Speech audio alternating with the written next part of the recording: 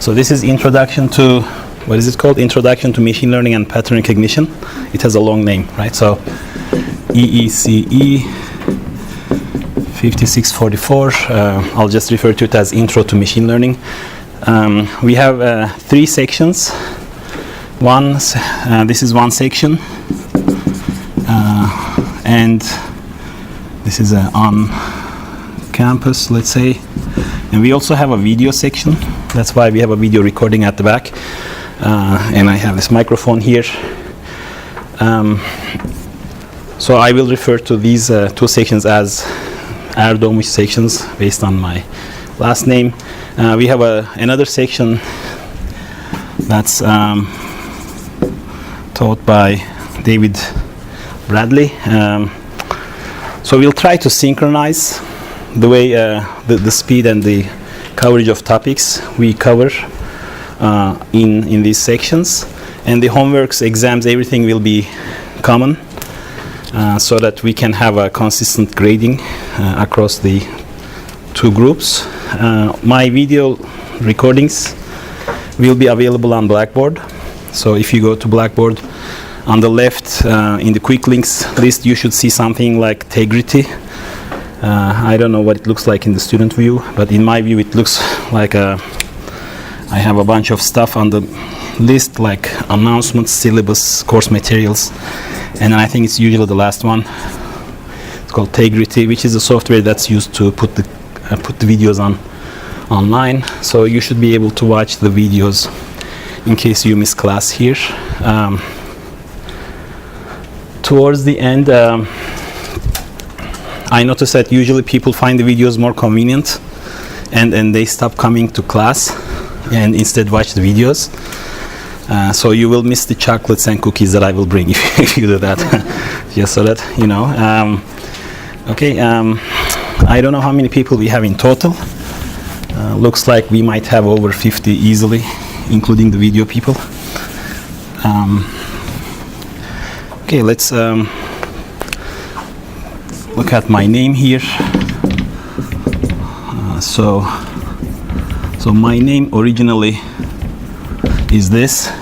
Those things don't exist in English. So you see this. Okay.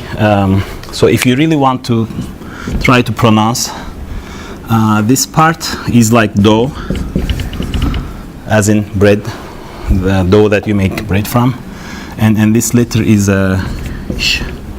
Okay, so you can try Erdoğmuş. Okay, so some people call me Professor Erdoğmuş or its variations. I actually don't like it. I prefer Deniz. So it's much more cozy. Okay, so feel free to use Deniz, no professor, no last name. Okay, and it's also easier. So okay, let's go to the syllabus. I'll take this on. Okay.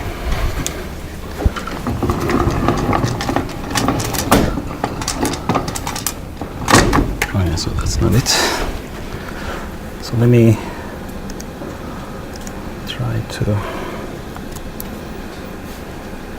I think the Blackboard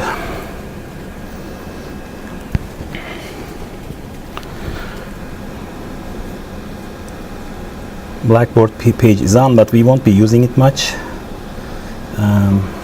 I hope. Let's see. So homepage. Basically, I personally don't like Blackboard. It's really cumbersome. The interface is horrible. Getting access to uploading, downloading files is really hard, I think, and sending emails is impossible. So if you go to the class page on Blackboard and check out announcements, I'm pretty sure some of you or most of you have seen this already. So under announcements, there is this entry which says make sure you sign up to this Google group. And I went to the class roster 2 weeks ago, maybe 10 days ago, I don't remember exactly when, and I got all the emails from the class roster at that time and made a member in this group. So you might have received emails about you being a member of some new group. that you didn't know about. And a couple of people already asked for memberships for their personal email addresses, because the Husky emails that you have are attached to Google accounts that you probably know about, but they're extremely restricted Google accounts. So some of these Google Drive and other group features don't work well. Did somebody say yes? I thought somebody approved it. Yeah, I heard that many people said things don't work properly. So if you want to make one of your personal Google accounts, and just go to this link here at the bottom, and you can apply for membership there with that, and I'll just accept you.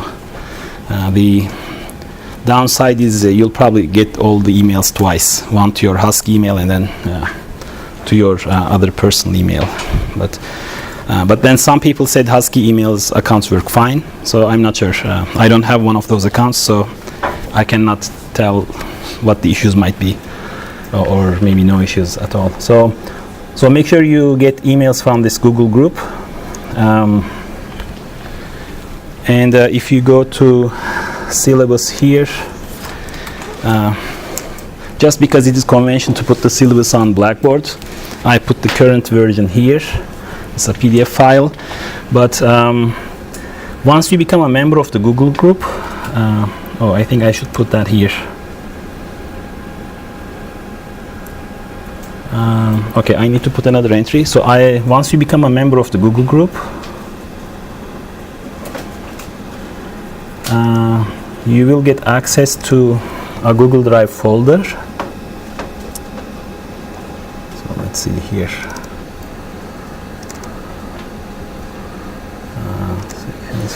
Okay, so this one. Okay, so it's going to be Ecee 56644 shared folder. I'm going to put everything here instead of uploading to Blackboard. So about submitting homeworks and other assignments, I need to talk to the other instructor to see what we want to do in terms of your submissions. Blackboard has a, I think, nice submission system with timestamps and some control mechanisms. I normally don't use Blackboard when I'm teaching a course by myself, but because I'm coordinating with the other instructor now, I'll try to follow a unified convention. But in terms of materials that we cover in lectures, you'll have them here in the Google Drive folder. And let's check out the syllabus.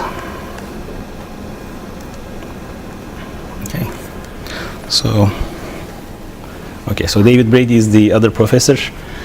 I don't know who those are. Those are probably people here. Okay, so my office hours are tentatively right after class on, where is it? Here, Monday, Wednesday, and Friday. Let me make this larger. How can I? Sorry, let me go back to the folder here and get the PDF version and then zoom in. Okay. So my office hours are tentatively right after class, so we can just talk immediately after class here. And depending on my weekly calendar for other meetings, I will try to put one more office hour. But in addition to Monday and Wednesday after class, I also reserved Friday same time. And the TAs will be Bruna and Ozan. We are going to determine their office hours and then put them in the syllabus later. And I'm sure you're familiar with the course objectives since you signed up for it, and the prerequisites. For the prerequisites, because we have people from other departments and other programs that may not have taken these particular prerequisites that appear in the books, I relaxed it to basically any probability course at the undergraduate or graduate level, as long as you can demonstrate it in a transcript.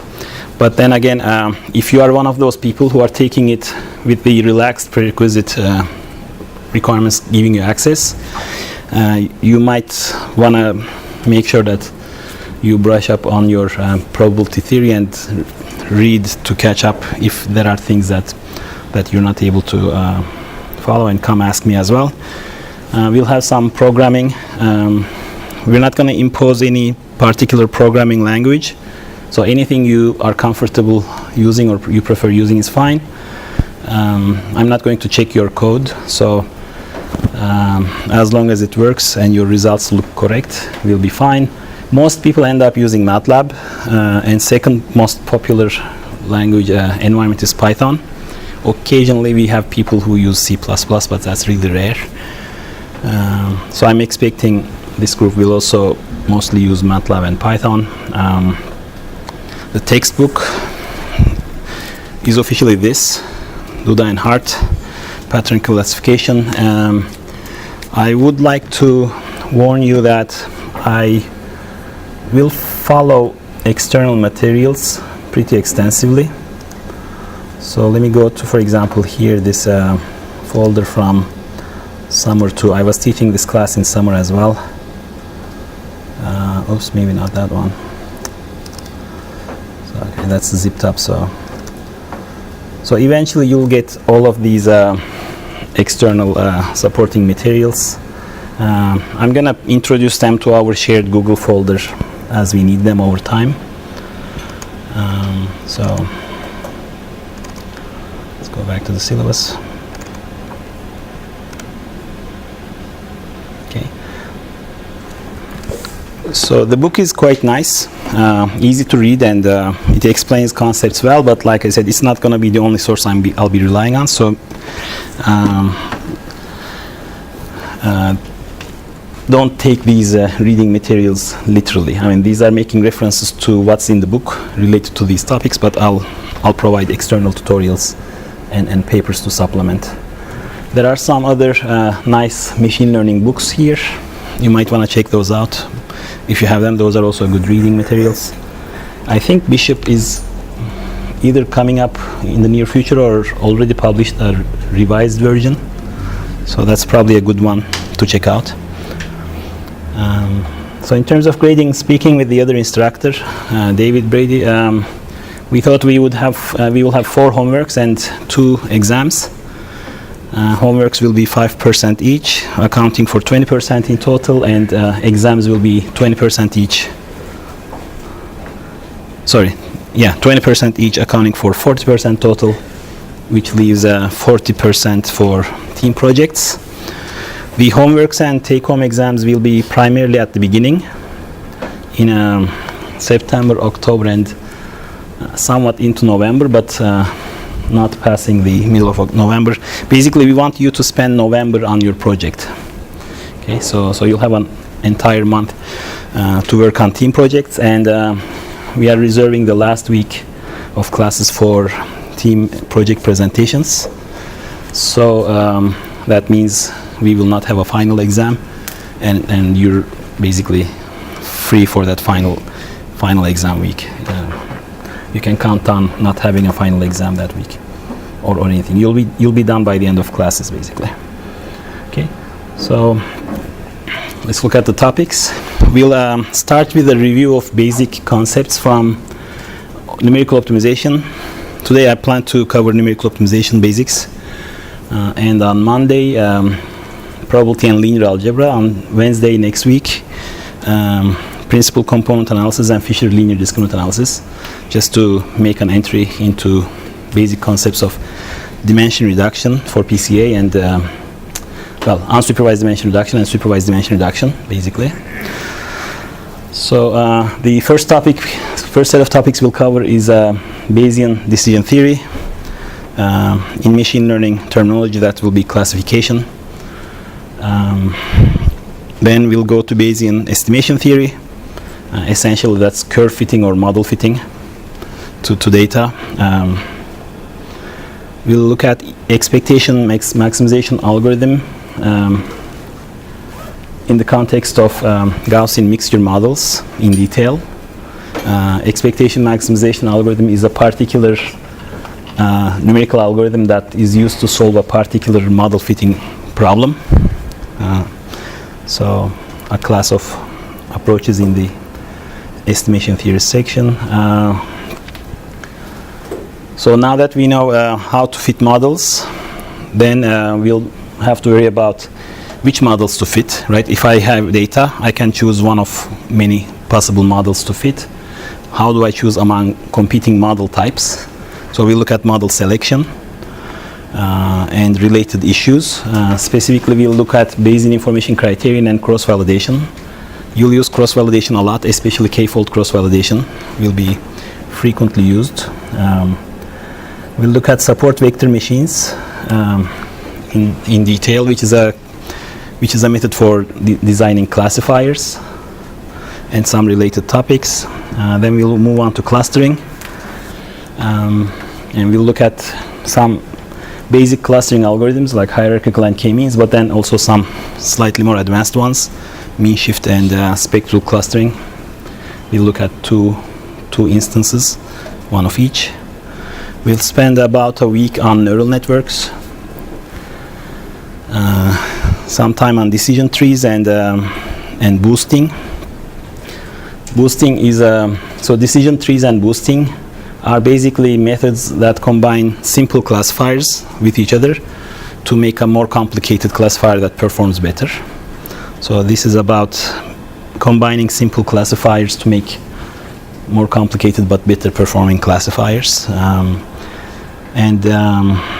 Towards the end, we'll spend some time on dimension reduction, okay, which is usually a pre-processing step for machine learning algorithms of these types. Okay, so that's the tentative outline. It may change depending on what's going on in the other section and other external factors. I'm traveling, so here I put my unavailability. So next week I'll be traveling. The two TAs will take one lecture each to cover the review of linear algebra and probability on Monday, and PCA and Fisher LDA on Wednesday. Then I'm attending an NSF review panel in November. So I'm going to miss one more class here. Again, we will have one of the TAs substitute for me. Otherwise, I expect to be here. I don't think I will have, let me see, so I have this travel next week, and I have one more travel, I think, coming up towards the end of October, around 23, 24, somewhere this week. I'm not going to, anyway, so I need to probably update this. So other than that, I don't plan to have any travel, so you can usually find me at the office. I come around 9 in the morning and I leave around 5. So you should be able to catch me at the office, probably having a discussion with PhD students in my group. So these office hours are the best times to catch me since I'm physically here. And I will try to add one more office hour and put it here for your review. Any questions about any of this? No? Okay, so to get a sense of who was exposed to relevant material before, did anybody take a course that's related to machine learning or pattern recognition before? No. So what was the course that you took? Online. Oh, you watched one of the online courses? Yeah, did one of them. You did the entire thing? Okay, so what was it called? It was machine learning by Okay, very good. So why are you taking this one, I guess? What do you expect to get out of this that you didn't get from the online course? Yes. Well, Andrew and G is pretty broad in scope. His course is pretty broad. He also doesn't cover all these topics.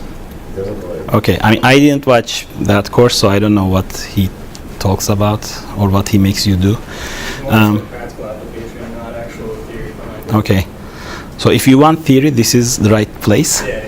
Okay, usually people complain that I show too much math. For the first time in my life, in summer 2, the class told me there was too much coding in this class. So I thought that was a shock for me. I'm used to too much math, but too much coding was the first time ever. I try to do this a combination of math and coding. Basically, most people, in my view, learn how to use these online software tools. You play with it and you get familiar with how they work.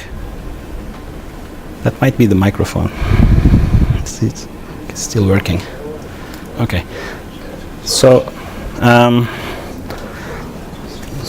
I would like to make sure that when you go use an online software package, a software package that you download from wherever, you understand what it does, right? So not just get familiar with it by playing and experimenting with it, but actually understand the terminology that they use. And unfortunately, some of these software packages actually use terrible terminology, which is misleading.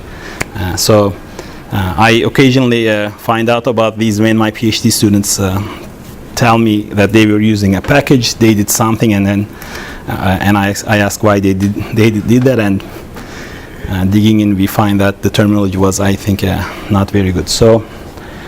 But at the end, all of machine learning is solving optimization problems. So that's why I want to start with numerical optimization basics today. And I strongly suggest you go to, so we won't have time to, I actually used to teach a full course on numerical optimization based on this book. Let's see if it will come up. Yeah. So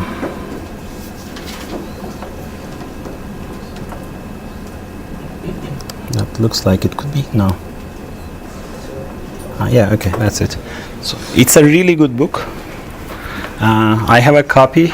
I think you can find the PDF version online at the author's website, I think. So I strongly suggest you check this book out at on your spare time, especially nowadays in September, because later on when you start solving numerical optimization problems for machine learning purposes, I think the theoretical background you'll get from this will be very useful. So the book has proofs for convergence properties of algorithms. You can just skip through those. Just read the theorems and try to appreciate the practical impact of those theorems. You can skip the proofs unless you deeply care about the proofs. The proofs are really enlightening as well, actually. But I'll just do a really quick overview of this material today, because I'll be using the notation frequently. So let me go to my folder here. So my lecture notes from the course that I taught based on that textbook are in Google Drive right now. So you can also check this out if you cannot get access to the book itself. But unfortunately, my handwriting is usually very hard to read. Only I can read it. So yeah, try to find the book instead. But this is a basically summary of what's in the book for myself. Okay, so let's talk about basic optimization theory.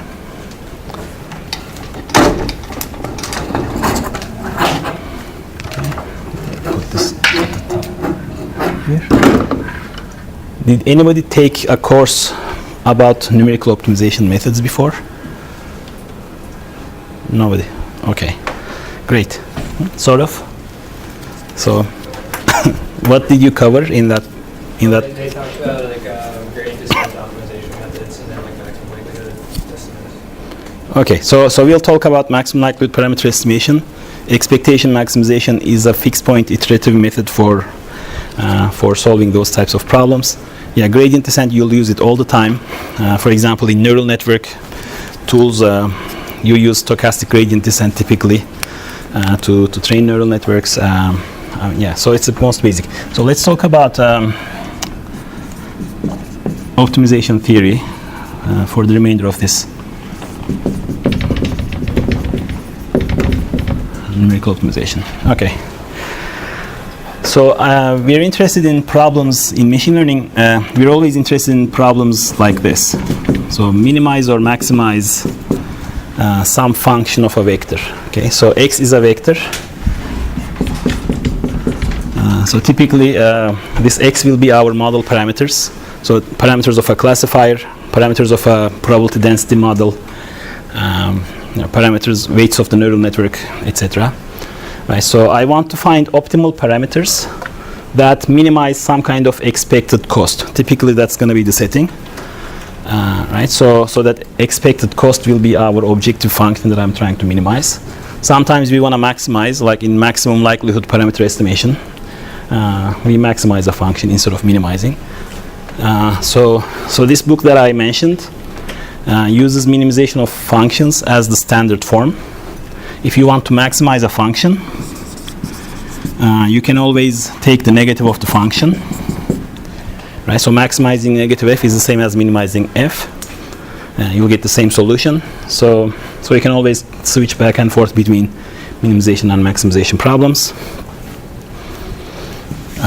So let's do a quick visual example here. Suppose my x is one-dimensional, okay, and my f looks like this. So this is my f of x on the vertical axis here. Okay, so the optimization problem we're trying to solve is minimize f with respect to x. By finding the best x value that gives me smallest value. The value of x that achieves this minimization solution, we'll refer to it as argmin. Okay, so it's the argument of f that minimizes the value. Okay, so I'll keep writing things like this. We might have maximization problems. In that case, we'll be looking for argmax of negative f, for example. So these will be the same point x star. So this is the optimal solution.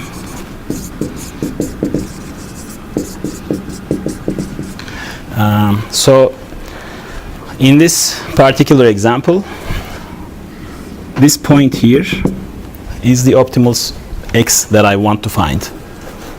The problem is when we start looking for that with numerical algorithms, numerical iterative algorithms, typically we'll do something like this. I'll start here. I'll call that x0. At time 0, I'll start my algorithm here. And I'll try to go downhill. Since I'm trying to minimize the function, I'll try to go in a direction that reduces the function value, right? So you mentioned gradient descent. So, for example, in this case, this will be the negative gradient direction, and I'll go in that direction, right? So this direction is in which the function goes down. So I take a step. So let's say I go here, x1. So I go from x0 to x1. The function value reduced from fx0 to fx1, right? So it's fx1 is smaller. I keep doing this until basically I'm bored, right? So we'll have a stopping criterion. So this, let's call this x. Okay,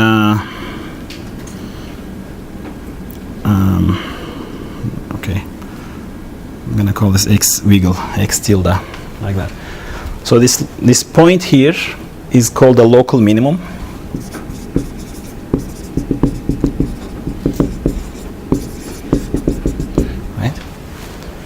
And our numerical algorithms that start from an initial estimate and go downhill will typically end up taking us downhill to one of these local minimizers. Right, so in this case, you see there is a local minimizer here. Let's call that x plus. Right, so this is also a local minimizer, but it also happens to be the global minimum. So this is a local minimizer. This is a local minimizer, but this is also a global, or in this case, the global minimum. So ideally, we would like to find the x that achieves the smallest value throughout the space of X, but our numerical algorithms will typically end up giving us these local minimum solutions. Okay, so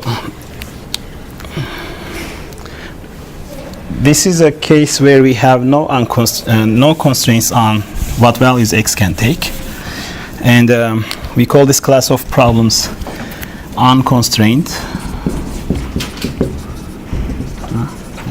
optimization problems. Sometimes the values that we're trying to optimize,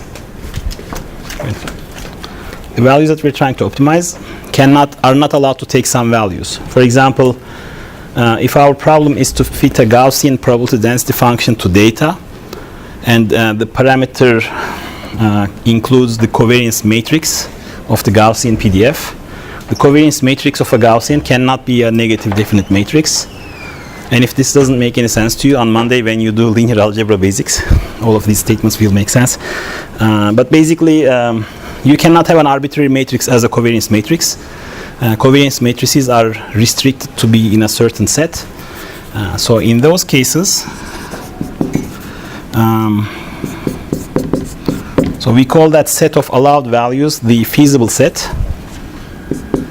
Okay, so feasible set, and we try to minimize our objective function while remaining inside the feasible set.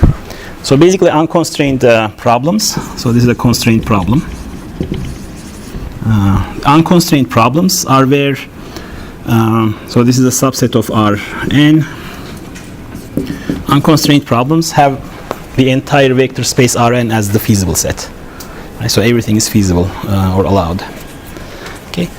So, for example, here in this example, let's clean up a little.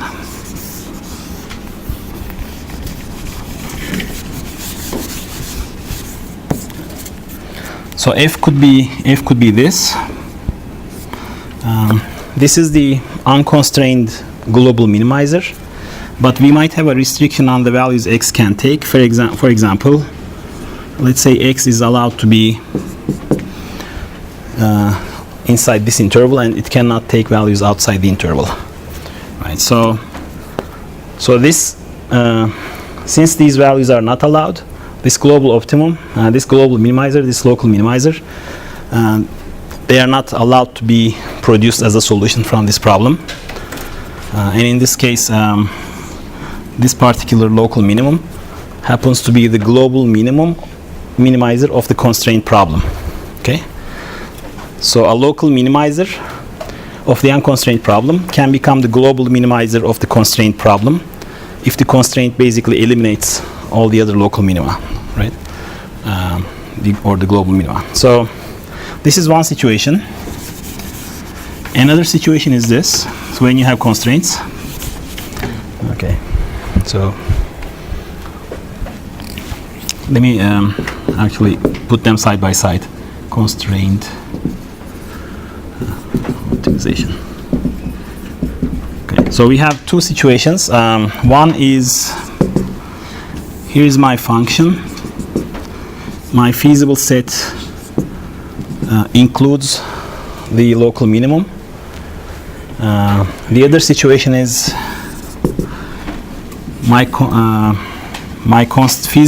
in my feasible set there is no local minimum, right? So if I'm only allowed to be in this region, if x is only allowed to take regions in this feasible set, and if my goal is to minimize f while staying in this region, this local minimum is the solution. But if you look at the second case, the smallest value, you start someplace and you go downhill, you end up reaching this boundary here, right? So the solution happens to be on the boundary of the feasible set, right? So these are the two possible situations in constrained optimization. The feasible set, the solution happens strictly inside the feasible set, right? Or exclusive, or the solution happens on the boundary of the feasible set. right? So think of the feasible set as a set with a boundary included. So the solution can be either strictly inside, or it can be on the boundary. Those are the two cases. In the case where the solution happens to be on the boundary, the constraint that blocks us from going down further is called an active constraint. Okay, so in this case, this upper bound on the value of x is called an active constraint. We'll do a two-dimensional example of this. And this one, that's this lower bound on the value of x is not preventing us from moving downwards, so it's called an inactive constraint. Okay. Okay, so typically in machine learning you'll have situations where there are many constraints, and at the solution only a few of them will be active. For example, in support vector machines, the practical implication of this is you start with the assumption that any data point in your training set, and we'll define what a training set is later, but any data sample could be an active constraint. But then when you solve the problem, you actually end up finding out that only a few samples are relevant to the solution. Only a few samples form active constraints. All the others are inactive constraints. Therefore, at the solution, you don't care about them. So this concept of active constraint business will come when we deal with constraint optimization problems. Yes. Can something be an active constraint if the solution is still a local minima and not on the boundary? Yes. So I mean, you could get a situation where let's say your x is restricted to be in this set. So you have a lower bound, you have an upper bound. That's your feasible set. And so let's say here the function has a local minimum. So it could happen that this local minimum happens to be right on the boundary. So in this case,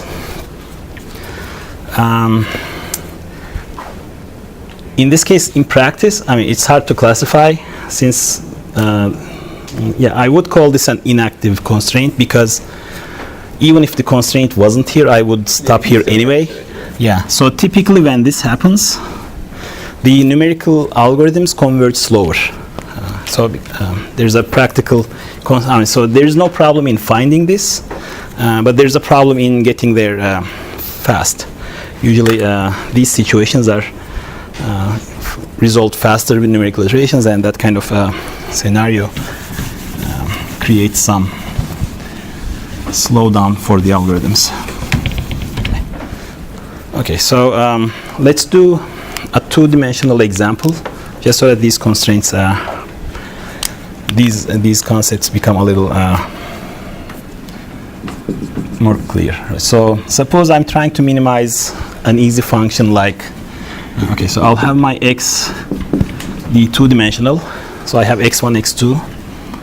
Okay, so x1 and x2. That's my x vector. And I'm interested in minimizing with respect to x, let's say x1 squared. Let's make this a little more interesting by x1 minus 1 squared plus x2 plus 2 squared. Okay, so this is an unconstrained minimization problem, and I'm sure everybody can tell me the minimum is achieved when x1 is equal to 1, x2 is equal to negative 2. Right? So the unconstrained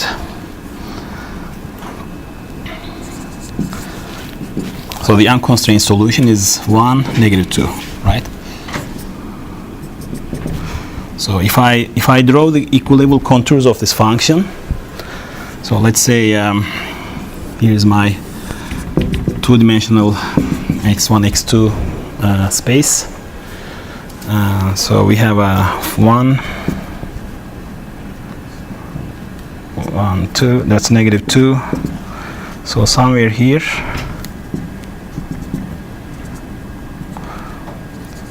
right, so this is the point where this function is minimized, and this is basically the expression for a circle centered at 1, negative 2. So the value is radius squared, right? So I will have equilevel contours that are circles centered at this point. Okay. So when I'm trying to minimize this function numerically, I would start, let's say, here at my first estimate x0, initial estimate x0, and I'll go downhill, jumping, depending on the numerical iteration procedure I use, I'll go downhill towards this unconstrained minimizer. Okay, so let's create an example with the same objective but with constraints, right? So I'm going to put some constraints on x to make this unconstrained global minimizer infeasible, right? So I'll restrict my x to be, actually I can do it easily like this. So now we're making a constraint problem. Subject to x1 greater than or equal to 0, x2 greater than or equal to 0. I want both of my x entries to be non-negative. Okay. So what is the solution in this case? Looks like this would be the solution, right? So because I need to stay in this non-negative quadrant, I cannot go outside it because I'm not allowed to violate these. So I start someplace here, I go downhill, and I eventually end up getting stuck here, right?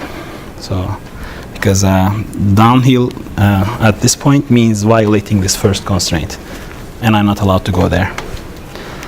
So in this case, the solution is 1,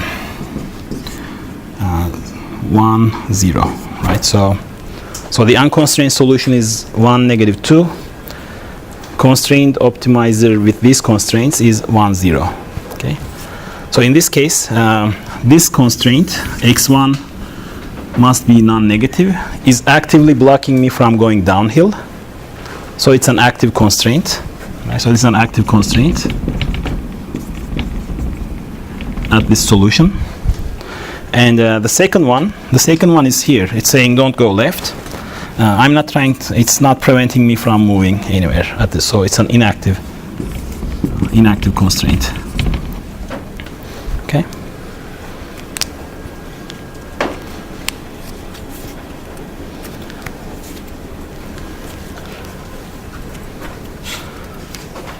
Okay, so let's change the objective so that both constraints are inactive. Okay, so let's make it, I want to minimize. So I'll put the center of the circle somewhere here.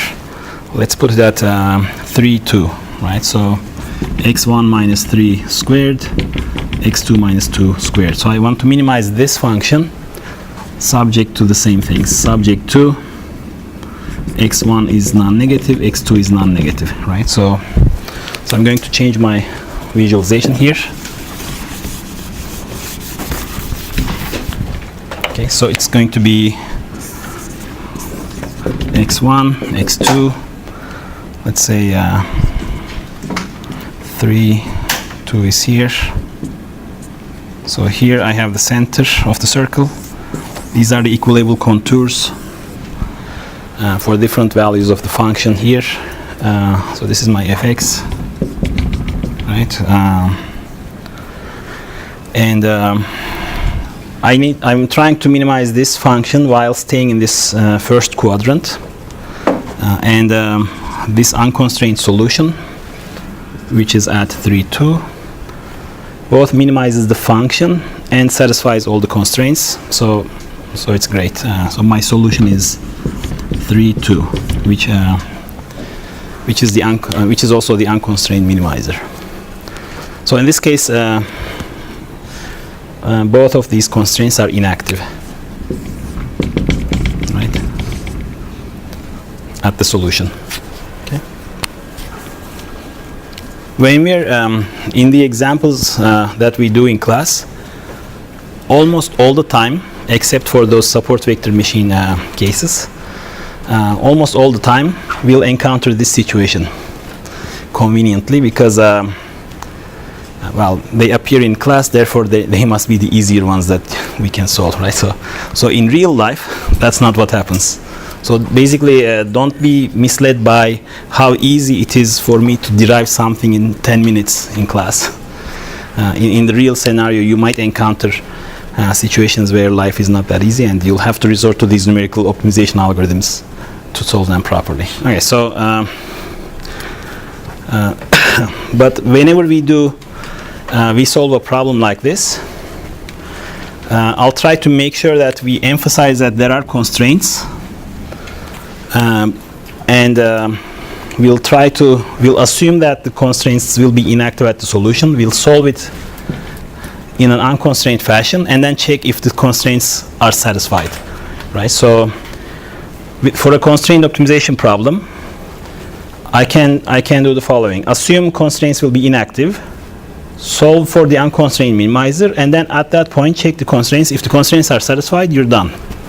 Right, so solve the unconstrained problem, then check the constraints. So my unconstrained solution is 3, 2.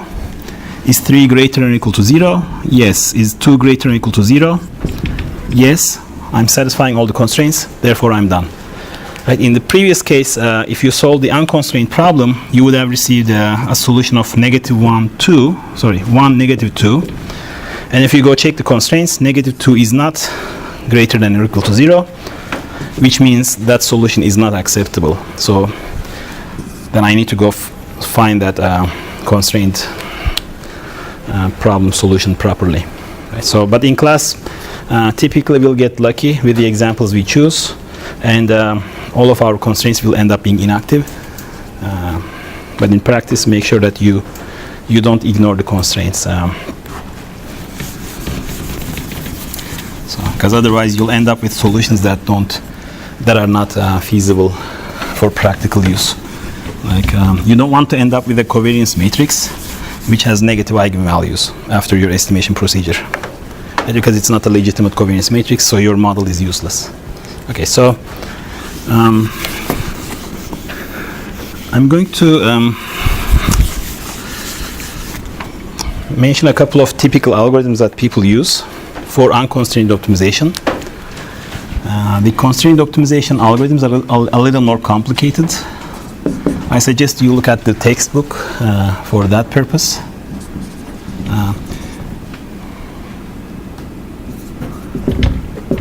Algorithms. So in the class, as much as possible, actually, you will almost never have to implement your own numerical optimization algorithm unless you choose to, right? So the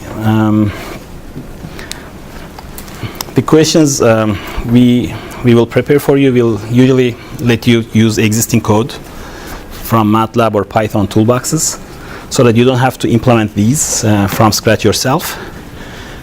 But I think it's really important for you to understand what those algorithms are doing in the background. If you're going to use them, I think you should understand what they're doing, so that you can use them properly. Okay, so unconstrained optimization algorithms, there are two types of approaches, as this book clusters them. So line search type methods and trust region type methods.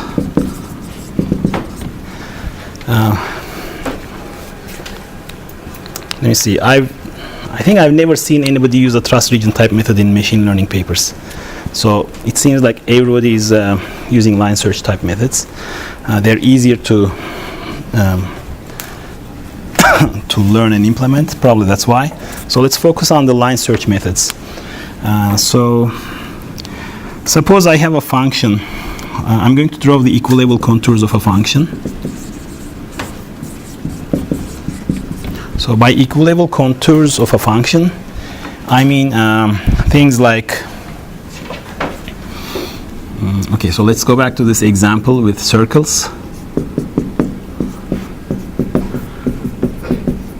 Okay, so let's say this is your function. So equilevel contours are set of x values where the function takes a particular value, right? So for example, f of x equals 0. So set of values such that the function is equal to 0. So what is this? So this is called the zero equilevel contour, right? So level 0 equilevel contour. There is only one value of x that makes this happen. So this is basically 2, 3. right? So that's the only point. But I could talk about a set of points where the function takes a value equal to 1, right? So basically I'm talking about the set of points such that squared equals 1, right? So the function at x is equal to whatever value I'm looking for, right? So we have an equilevel contour of corresponding to value of 1. I could talk about the equilevel contour with for value of 2 and so on, right? So in the case of this function, these equilevel contours will be circles because these are analytical expressions that describe a circle. So I'll have 2 and 3.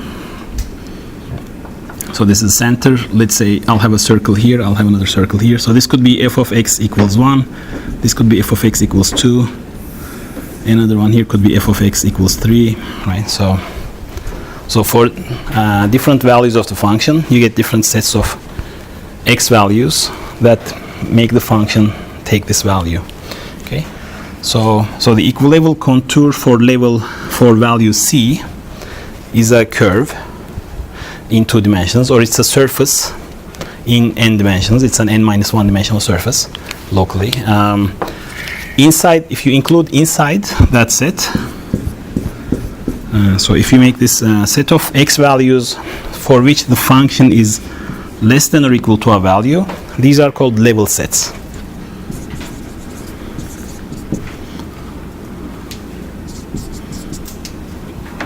Okay, so this is a level set of function f for value c.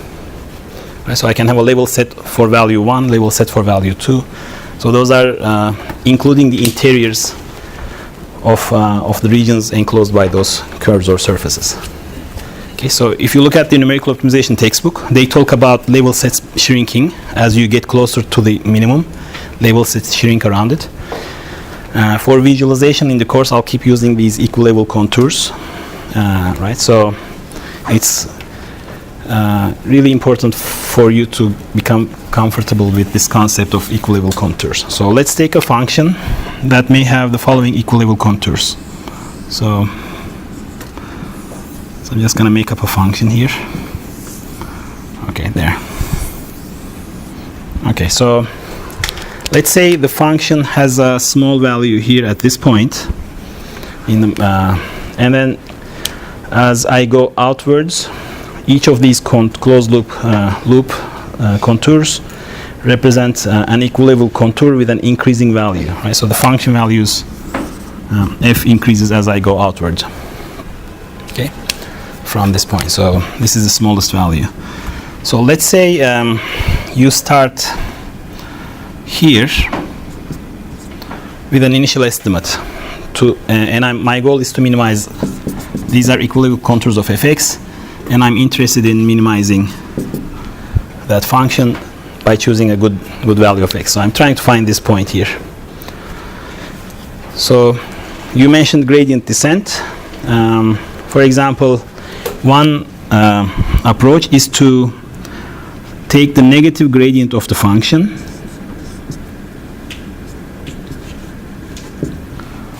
Okay, so I'm assuming everybody remembers what a gradient is. So I'm going to use this notation for gradient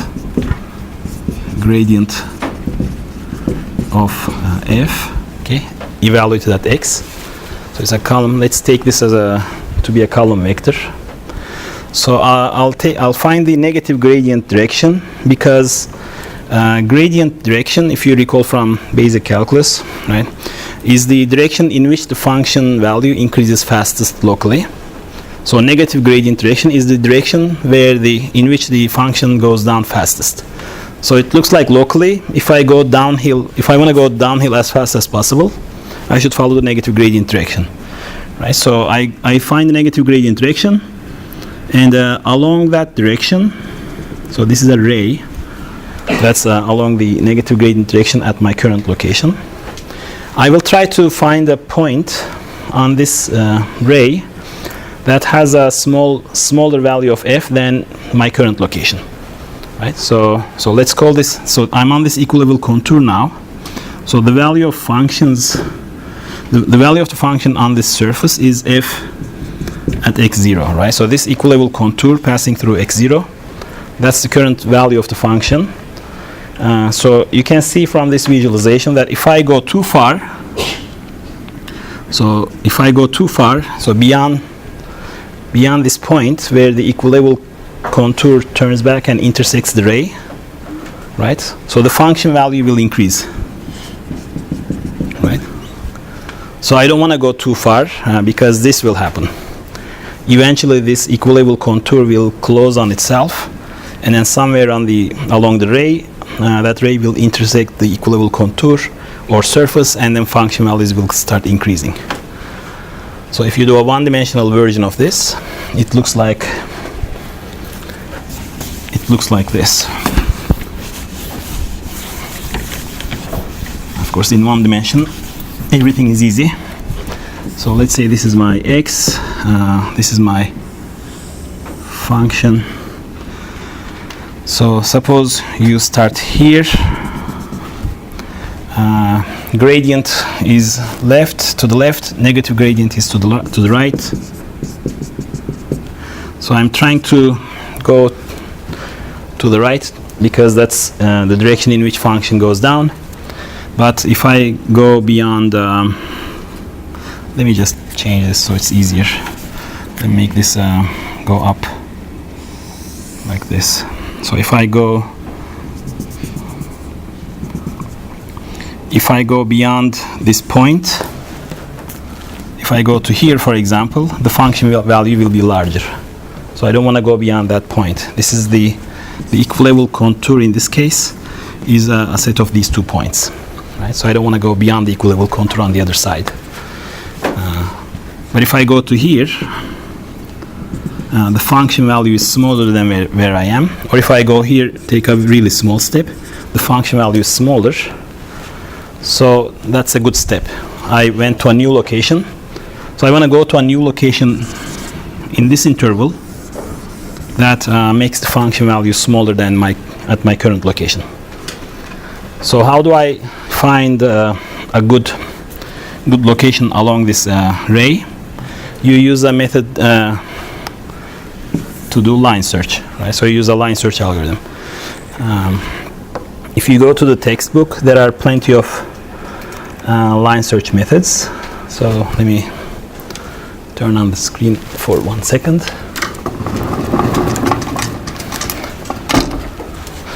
So we're not going to go into the details of how to do good line search. It's relatively easy. But I want to emphasize Wolf conditions. This will take a while.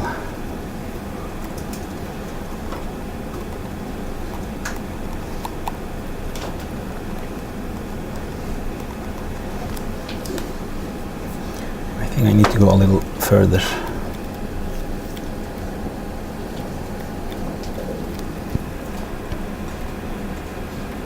Okay, here. So usually people ignore these. Okay, so basically there's a set of 2 conditions called Wolf conditions. One of them is called the sufficient decrease condition. Okay.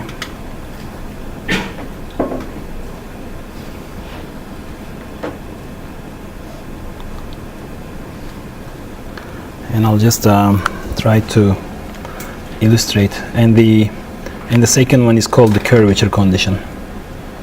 So the names are not important. Just remember Wolf conditions. The first one is critical. You have to satisfy the first condition. The second one is luxury. It tries to speed up the convergence rate. Okay. So let's focus on the first one. So if I have this function, so I have this multidimensional vector x and a function f defined on it, and I choose a direction along which the function goes down locally. So that could be the negative gradient direction, and this is the cross section of the function along that ray, for example, right? So Basically, the first Wolf condition, the sufficient decrease condition, says choose a step size such that the function value at the new location remains below a line that you extend from the current location, where that line has a negative slope. So basically, it's trying to force you to go down at a reasonably fast rate. Right? So if you're going to take a step, make sure it's worth taking that step in a way. So the reason for this is the following. The reason for this requirement is the following. So we're going to turn this off again. So you can check this out. Apparently it's page 50 here in my notes, or 51 in the PDF. Okay, so the reason is the following. Simply making the function value to go down is not a guarantee of getting to a local minimum, right? And here is a counterexample to make that illustrate that point.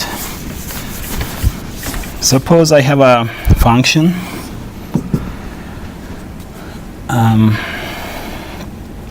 that looks like this.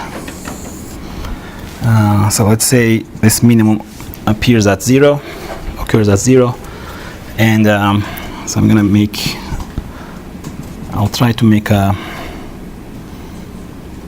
point. So let's see.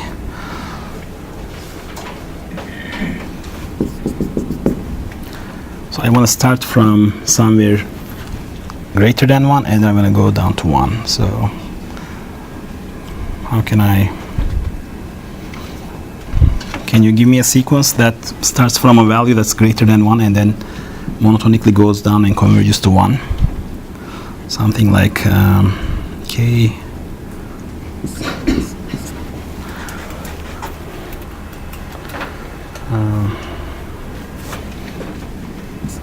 plus 1 over k, maybe. So if k is 0, no, that's not good. You make this. Let me try k plus 2 over k plus 1. Okay, so suppose my sequence of estimates is like this. So if k is 0, I start at 2. I'm trying to create a situation where I have a sequence of estimates that asymptotically converge to 1 here, where I know that 1 is not the solution I'm seeking. But I want to create a sequence for which the function value goes down at each step. Okay, so I think that works, right?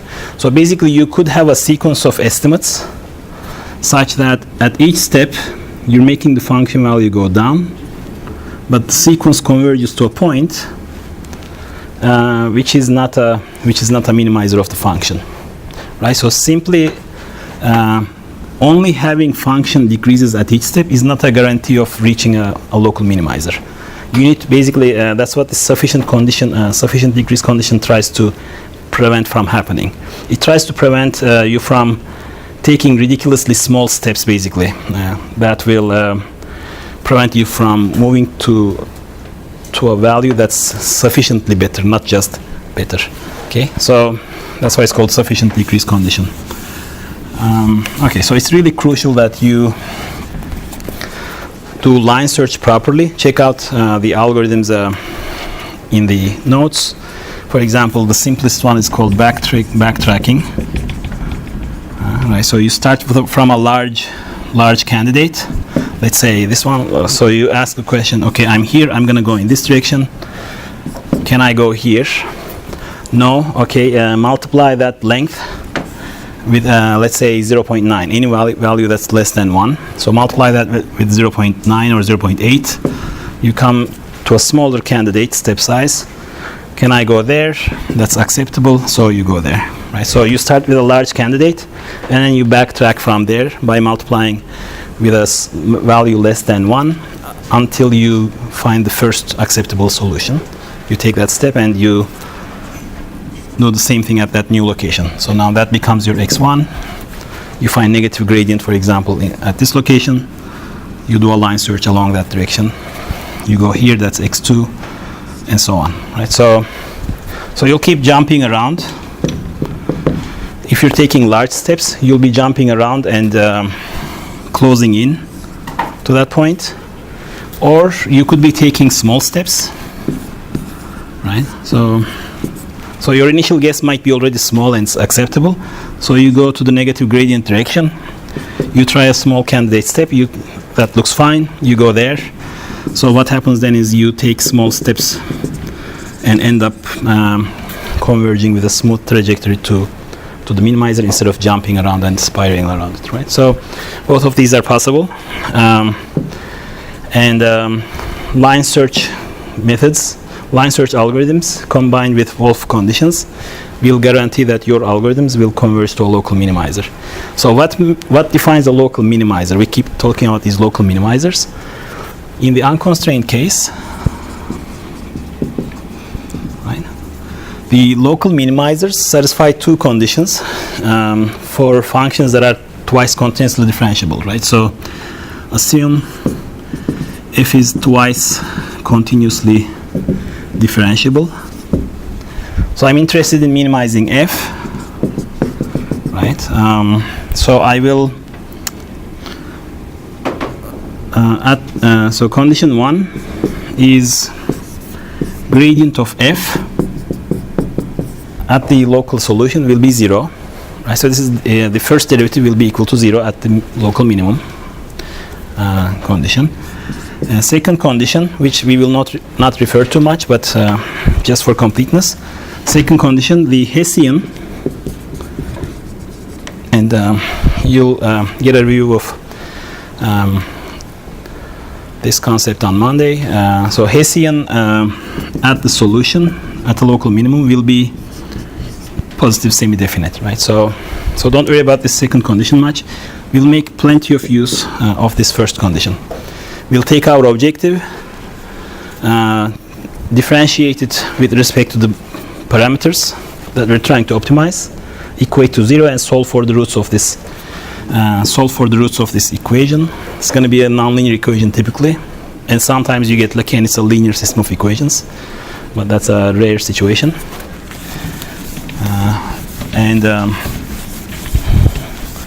If there are constraints, after we solve this, we'll see if the solution satisfies the constraints, and we'll be done.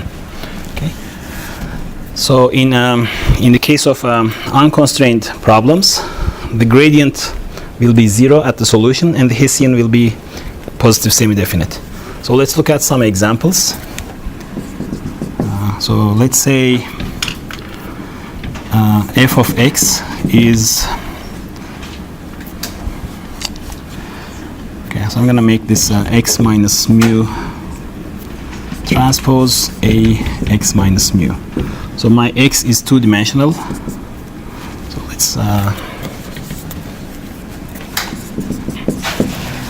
let's make this mu, let's say 1 and 2. Why not? Right, so that's fine. And let's make this matrix A 3, 4, 0, 0. Okay, so that's my function that I'm trying to optimize. Right, so it looks like this. So f of x is x minus mu.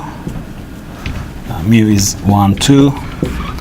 Right, so that's a column vector transposed times this matrix here, 3, 4, 0, 0, and this same thing here, right? So I'm just gonna expand this a little. So this is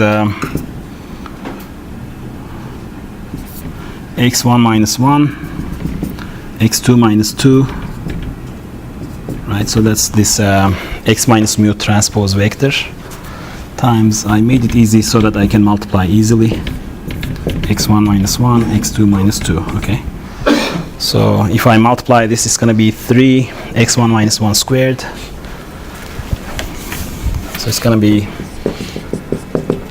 3 x1 minus 1 squared plus 4 x2 minus 2 squared. So that's my function, okay? So I mean, I could have started from here. I just wanted to see that show that all of these things will look like this at the end, right? So they can be regrouped and factored into that form. So, and if you keep expanding, yeah, you have 3x1 squared minus 6x1 plus 4x2 squared, is it minus 16x2? Right, so plus 3 plus 16. I think that's the function, right? So here's a quadratic for u, which can be expressed in this form. Okay, so let's try to minimize this function with no constraints.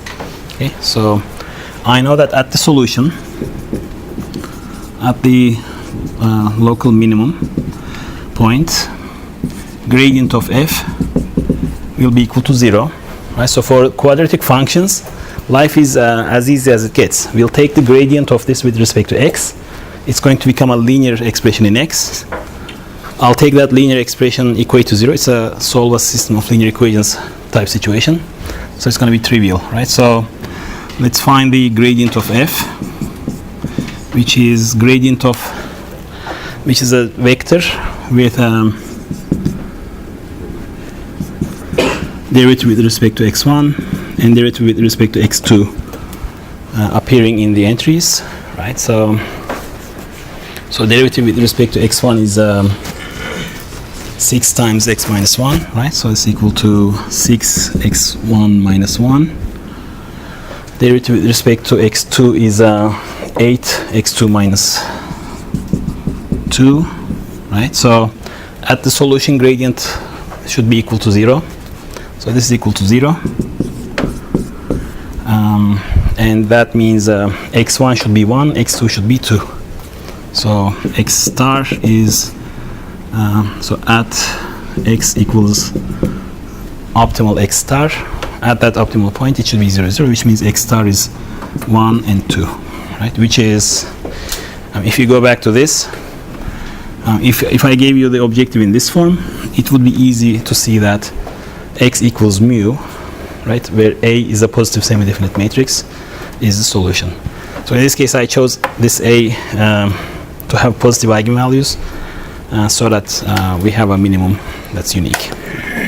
Okay, so, but we'll do this kind of procedure frequently. Right, so we'll create an optimization problem to solve, and we'll take derivatives, equate to 0, and solve for the root.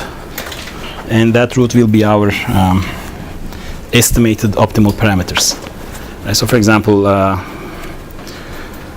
when we're doing maximum likelihood parameter estimation, this f will be a log likelihood function. Right, so, but it's going to be a function of some variables. We'll take the derivatives, equate to 0, and solve for the roots. Okay, so it's a typical procedure. Of course, in practice, the problems you need to solve are not going to be easy, although in class we'll do these derivations manually. In practice, you'll use an iterative algorithm, to numerically solve for these. Okay. So what happens if I put a constraint on this? I mean, we already did this example. So here, visually, the situation is a little more complicated than the circular equilevel contours we looked at, but not super complicated. Now that we have these scale factors multiplying the x1 squared and x2 squared terms, the equilevel contours of f in this case will be ellipses, right? So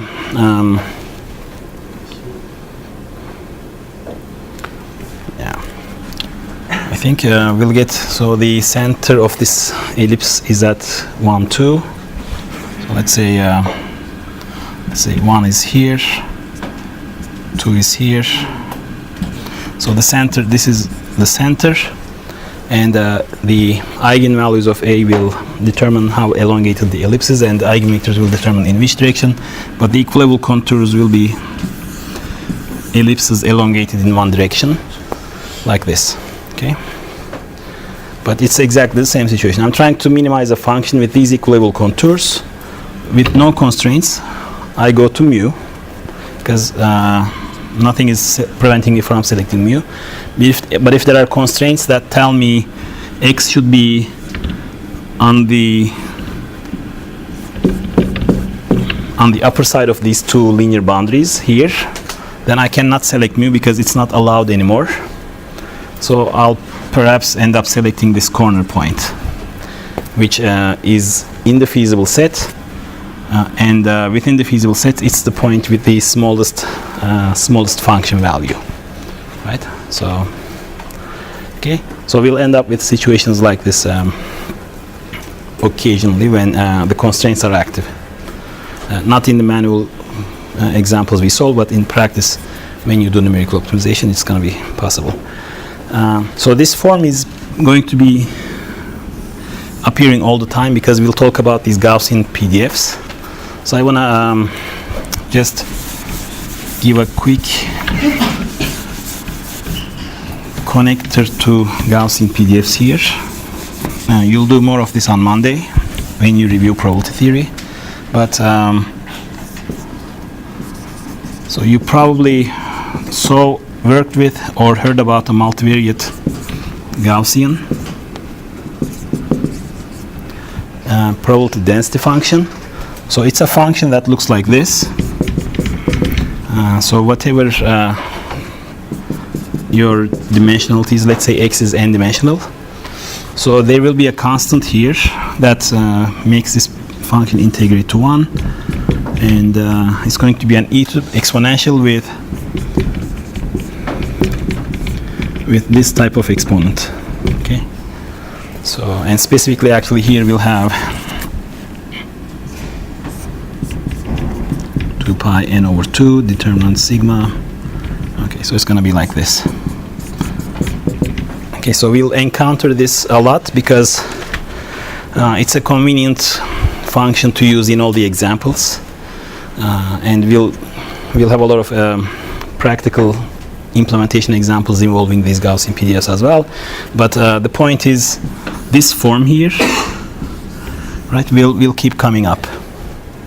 Okay, so we'll call this the quadratic. So this is a multivariate quadratic.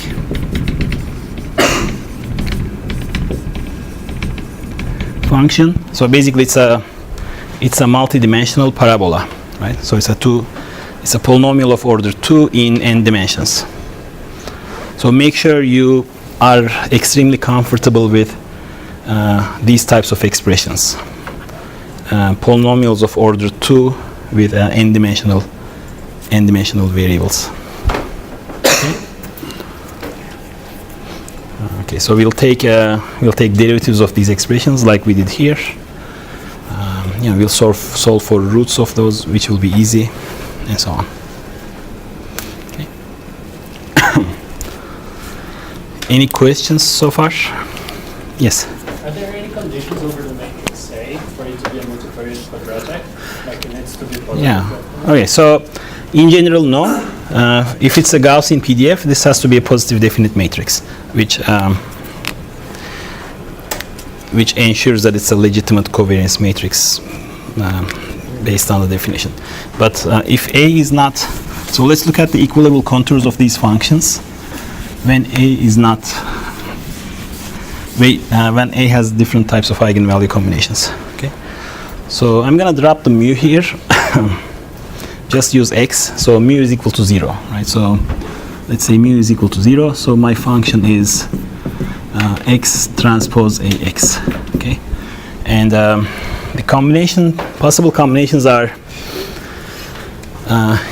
A can have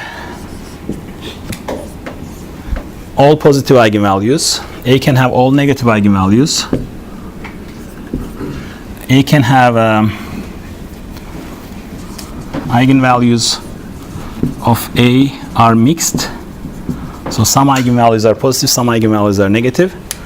We could also have situations where some eigenvalues are equal to 0. So let's not look at those for now. Okay, so all positive eigenvalues. That's the situation. That's like the example we had here. The equilevel contours will be centered around 0 in two-dimensional. In the two-dimensional example here, our center point is 0, 0, and the equilevel contours will be ellipses or ellipsoids in general, such that the axes, the main axes of the ellipses, the principal axis, the minor axis, all the other critical axes, they will be aligned with the eigenvectors of A, right? So the longest axis in these ellipsoids will be aligned with the with the eigenvector of A that has the largest eigenvalue. Right? So let's say A is lambda 1 Q1 transpose, where this Q1 is an eigenvector with length 1, lambda 1 is the corresponding eigenvalue, and lambda 2 is the small eigenvalue in this case, right? So this principal direction of the ellipse will be along Q1. The width of the equilevel contour along that direction will be proportional to lambda 1. Whereas this minor axis here will be along Q2, the second eigenvector that's orthogonal to it, and the width will be proportional to lambda 2. Right. So if this matrix is, so let's say your matrix is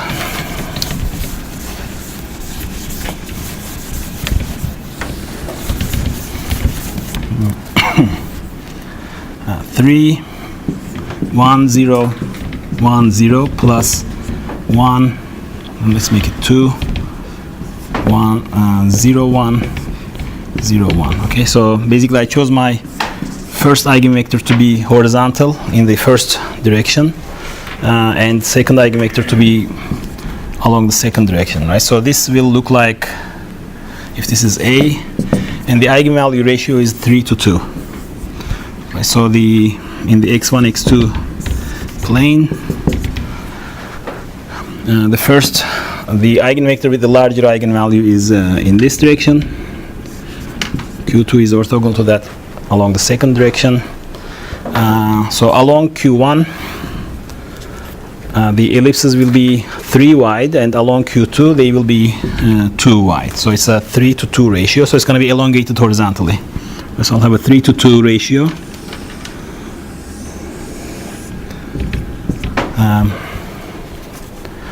For the equilevel contours, we'll always have this 3 to 2 ratio, and the direction, if you change the eigenvectors here, if you rotate it, the ellipse will rotate with it. So when the eigenvalues are all positive, equilevel contours will be these ellipsoids, where the directions are determined by the eigenvectors and lengths of axes will be determined by the eigenvalues. When the eigenvalues are all negative, it's the same situation, except the function is flipped, because it's like I can take an eigenvalue, I can take a matrix A, let's say the one we used in the example. I can multiply it with a negative 1. So now that's a matrix with negative eigenvalues. So the equilevel contours will be the same, the function will be flipped. Right? So if I take this positive eigenvalue, if I take this A with positive eigenvalues, multiply with a negative 1 to flip the eigenvalues, it's basically the same as multiplying the function here with negative 1. So the function will be flipped looking downward. So it's going to be the same equilevel contours, but instead of minimizing, now I can maximize this function. Right? So there's a local maximum. So here, if I draw a 3-dimensional illustration, right? So here I have so let's say I have a matrix with eigenvalues that are positive. So this function here looks like upward looking cone at 0. So I have this upward looking parabola, and if I make the eigenvalues negative, then I have a downward looking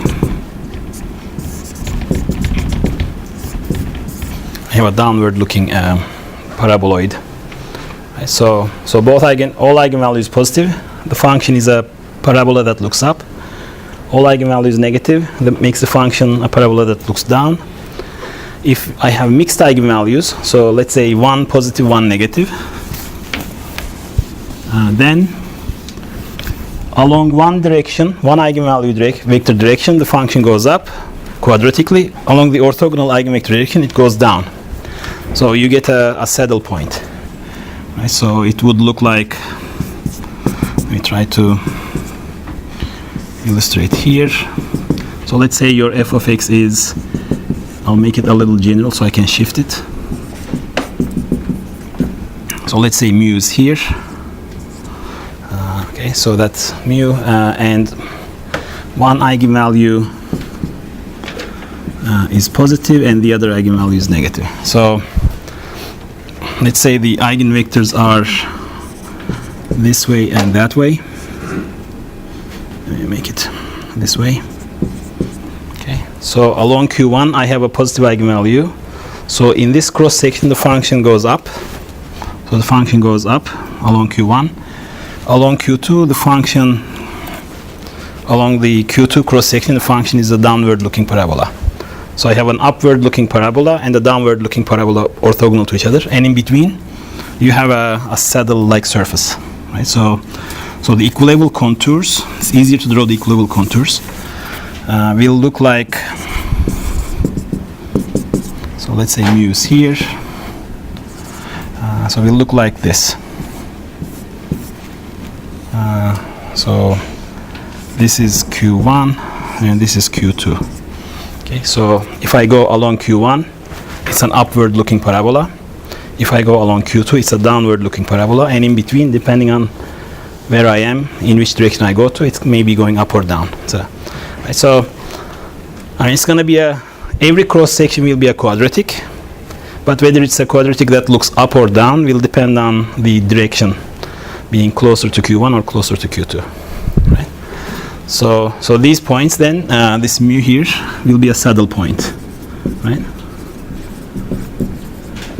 Because that's a point where the gradient is 0.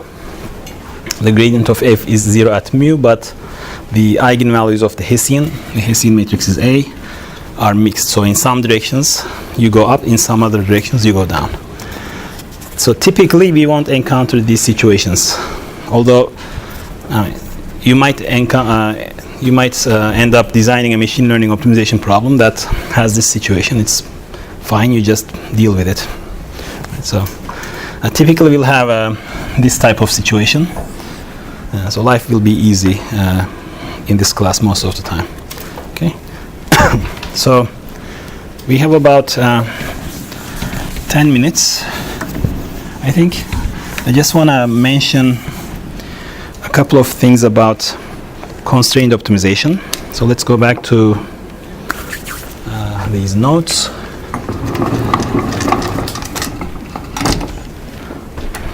Okay.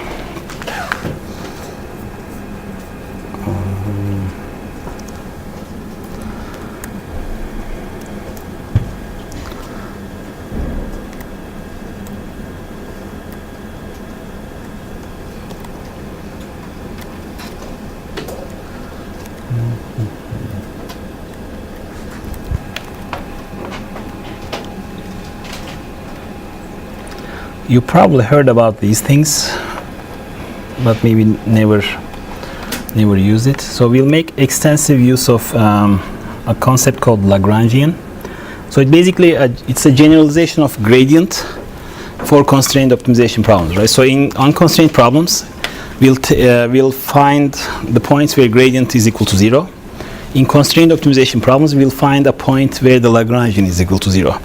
Okay, so if you have a constrained optimization problem, and I'll just write it on the board, they will look like this.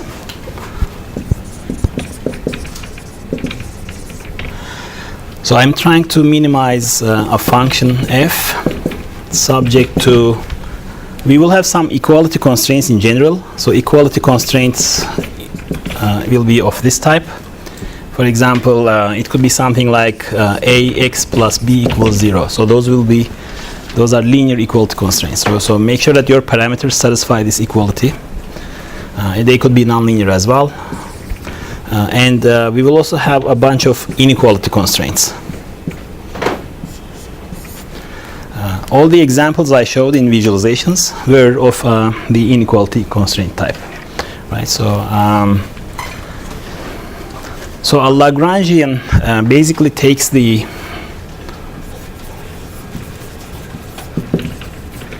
objective and linearly combines with the constraints, and each constraint gets multiplied with a constant coefficient called Lagrange multiplier. Okay, so we take the objective f minus linear combination of all the constraints is called our Lagrangian. So these lambda i's are the Lagrange multipliers. Right? So each constraint gets multiplied with a Lagrange multiplier and subtracted from the objective. Okay, so the new function here is our Lagrangian, and now it's a function of both x, which is the original set of parameters I'm trying to optimize, but also I now have to deal with these extra coefficients called Lagrange multipliers. Right, so we'll have these Lagrange multipliers. So next Wednesday, we'll, for example, look at PCA, where this Lagrangian will come up for the first time. But similar to gradient is equal to 0 at a local minimum for unconstrained problems. For constraint problems, we have a set of conditions called Karush-Kuhn-Tucker conditions, or KKT conditions. Okay, so